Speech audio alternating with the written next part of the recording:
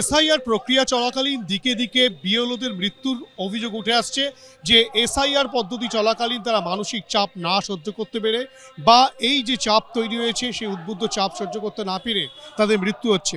তেমনই মুর্শিদাবাদের খড়গ্রামের বিএলও জাকির হোসেন তার গোটা পরিবার কিন্তু তারা একেবারে যেটা দেখা যাচ্ছে যে নির্বাচন কমিশনের অফিসের সামনে যে বিএলও অধিকার রক্ষা কমিটির মঞ্চ তৈরি করা হয়েছে সেই মঞ্চে কিন্তু উপস্থিত হয়েছেন জাকির হোসেনের স্ত্রী, তার আত্মীয় পরিজনেরা, এবং তারা কিন্তু আজকে এই যে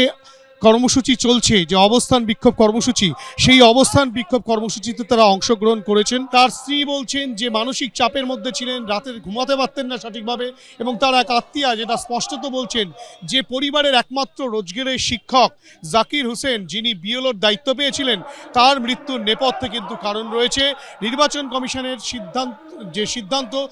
সিদ্ধান্তের জেরে পরিকল্পনাহীন সিদ্ধান্ত বলে তারা অভিযোগ করছেন, যে কারণে কিন্তু তার